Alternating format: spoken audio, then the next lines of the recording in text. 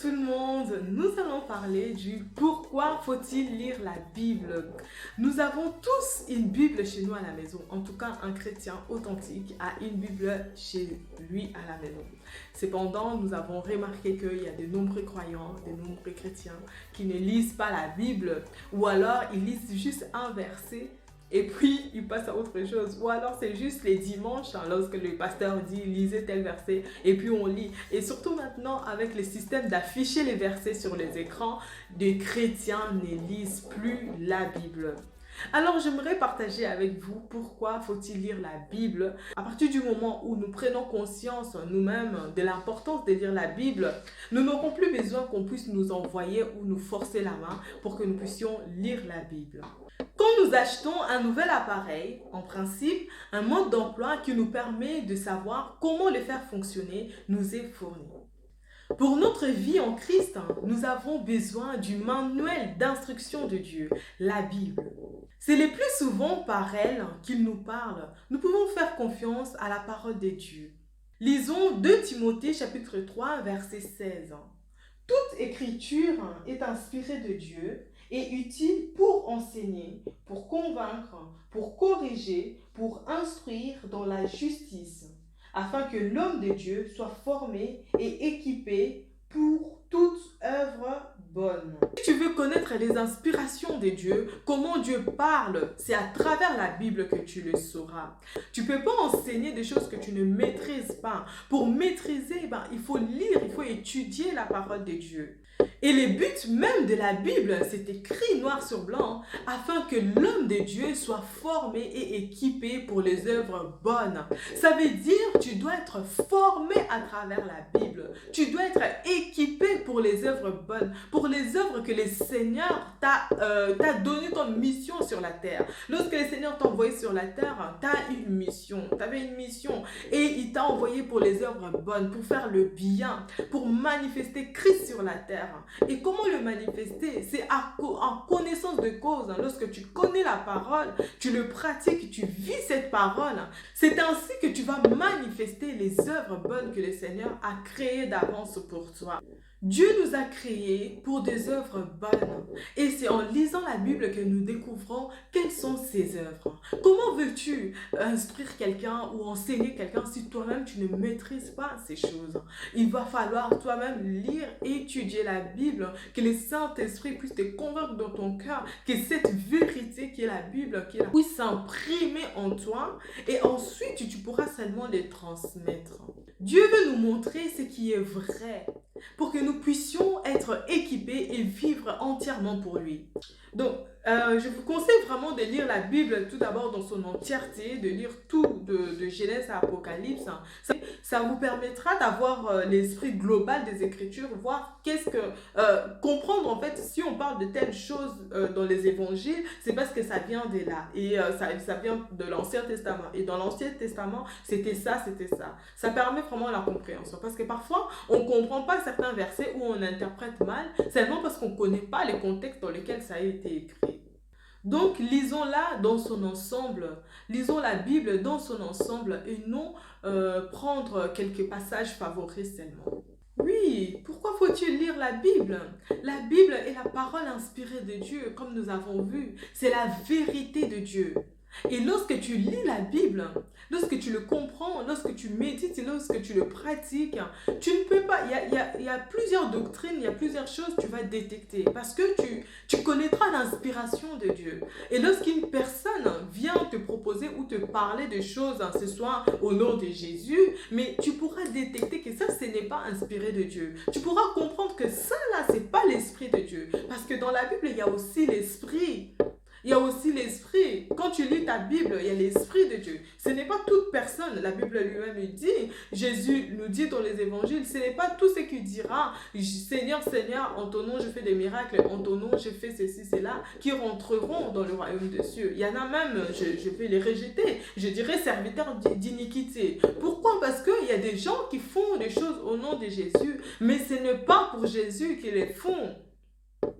Mais quand tu lis la Bible, tu pourras détecter que cet esprit qui anime telle personne, ce n'est pas l'esprit de Dieu. Tu pourras comprendre que derrière les paroles de telle personne, ce n'est pas inspiré de Dieu. C'est important, peuple de Dieu, c'est important de comprendre la Bible. Même en tant que conducteur, tu ne peux pas conduire, on a besoin du permis de conduire avant de prendre la route ou de conduire. Pourquoi on exige les permis de conduire avant de prendre la route? C'est pour éviter des accidents, c'est pour éviter d'être toi-même, de mettre ta vie en danger et de mettre la vie des autres en danger. Parce que quand tu lis, tu maîtrises pas le code de la route et que tu prends le volant, tu mets non seulement ta vie en danger, mais la vie des autres aussi tu mets en danger. C'est pareil avec la Bible. Lorsque tu ne maîtrises pas, tu lis pas la parole de Dieu, tu mets ta propre vie en danger.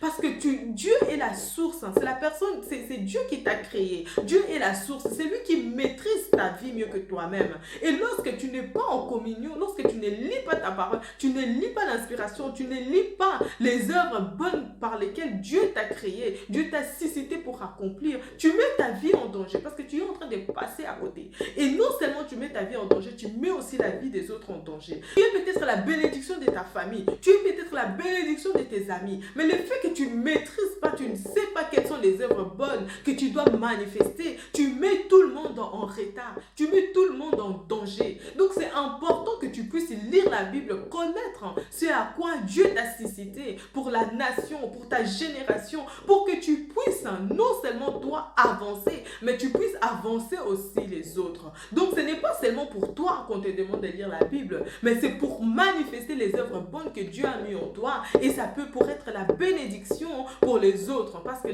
ces œuvres-là, c'est pas pour toi seul, c'est pour toute la création. Dans notre zèle pour défendre la vérité, nous ne devons pas perdre de vue l'objectif des Écritures. C'est nous équiper pour faire le bien. Cela veut dire, lorsque nous lisons la parole, nous devons nous assurer que ça nous affermit et ça affermit notre foi et ça nous conduit à faire le bien. En l'occurrence, la Bible est un outil indispensable de tout chrétien pour qu'il puisse connaître la vérité de Dieu. Parce que après avoir lu la Bible, vous pourriez lire tous les livres qui existent.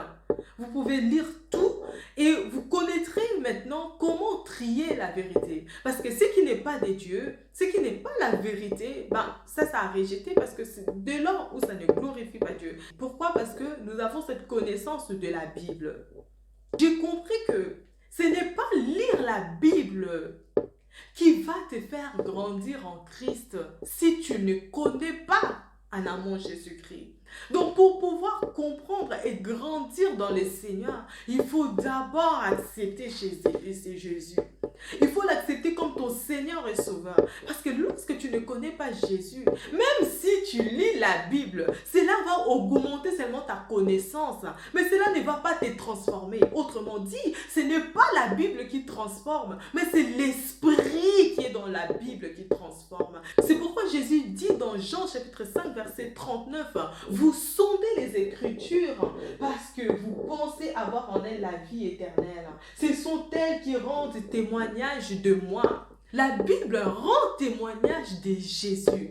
Et lorsque tu acceptes Jésus comme ton Seigneur et Sauveur, et maintenant que tu commences à lire la Bible, ça va te faire grandir en Christ. Christ va prendre une proportion, il va prendre une dimension nouvelle et ça va te propulser. Ça va te faire connaître les œuvres bonnes que Jésus a créées d'avance pour toi. Et tu vas rentrer dans ta destinée. Tu vas manifester ce à quoi tu as été appelé. Tu vas être une bénédiction pour toi-même, mais aussi pour les multitudes, pour ta génération, pour ta famille. Mais lorsque tu lis la Bible sans connaître Jésus, sans avoir accepté Jésus comme ton Seigneur et Sauveur, certes, ça te fait grandir au terme de connaissances, mais ça te propulse pas. Alors, si tu es dans ces cas-là où tu n'as pas encore accepté Jésus comme ton Seigneur et Sauveur, mais tu as soif de dire à la Bible, ça veut dire qu'il y a déjà une sémence, c'est Jésus qui t'appelle, c'est Jésus qui te donne cette soif-là de lire la Bible, il toque à ta porte, c'est lui qui attire. Moi, quand j'étais jeune, je ne comprenais pas, j'avais seulement envie de comprendre la Bible. Bible, je disais, pourquoi les gens lisent autant la Bible en fait? Il y a quoi dedans? Je voulais comprendre. Je prenais des livres qui expliquaient la Bible et tout. Je voulais comprendre. Mais j'avais oublié. Ou en tout cas, j'ignorais qu'il fallait passer d'abord par l'acceptation de Jésus. Il fallait d'abord accepter Jésus. Une fois que tu as accepté Jésus comme ton Seigneur et Sauveur, c'est lui maintenant, lorsque tu lis la Bible, c'est lui qui te parle, c'est lui qui t'explique, c'est le Saint-Esprit en toi, c'est le Saint-Esprit en toi qui vient t'expliquer, qui vient sonder les cœurs de Dieu, qui sonde ton cœur, qui essaye d'aligner les choses, qui te fait comprendre les choses à venir, qui te fait comprendre les choses passées. Alléluia. Si tu n'as pas encore accepté Jésus-Christ comme ton Seigneur et Sauveur, fais cette prière après moi. Seigneur, merci pour ta parole. Je te demande pardon pour tous mes péchés, passés, présents et futurs. Je t'invite dans mon cœur. Viens, Seigneur, prends le contrôle de ma vie. Ô Saint-Esprit de Dieu, nourris en moi, Seigneur, l'esprit de révélation, l'esprit, la soif de lire la Bible, la soif de comprendre, d'aimer Dieu. Au nom de Jésus. Amen. Eh oui, ça peut paraître choquant, mais ce n'est pas parce que tu lis la Bible que tu es sauvé. Il faut connaître Jésus-Christ comme ton Seigneur et Sauveur, car il est le chemin, la vérité et la vie. C'est lui qui mène au Père. Il a dit dans sa parole, nul ne verra le Père s'il ne passe par moi, s'il passe par Jésus. Tout commence par l'acceptation de Jésus. Si tu as accepté Jésus-Christ dans ton cœur avec foi, bienvenue dans le royaume de Dieu. Alors, je vous propose une tâche. Consacrez 5 minutes par jour à lire la Bible. Moi, je conseille souvent de commencer par l'évangile de Jean parce que Jean, c'est vraiment un des personnages que la Bible dit, il est décrit comme les disciples que Jésus aimait. Donc, Jean, dans son écriture, il a beaucoup parlé d'amour, de l'amour de Jésus. Et cela nous pousse à aimer davantage Jésus et à le connaître dans le profondeur encore. Et mettez par écrit ce que cette lecture vous apprend et ce qu'elle vous pousse à faire. Si vous êtes nouveau ou nouvelle sur ma chaîne, je vous souhaite la bienvenue et je vous invite à vous abonner. On clique sur le bouton. Et on se dit à samedi prochain pour une nouvelle vidéo si Dieu le veut. Que Dieu vous bénisse. Bye bye.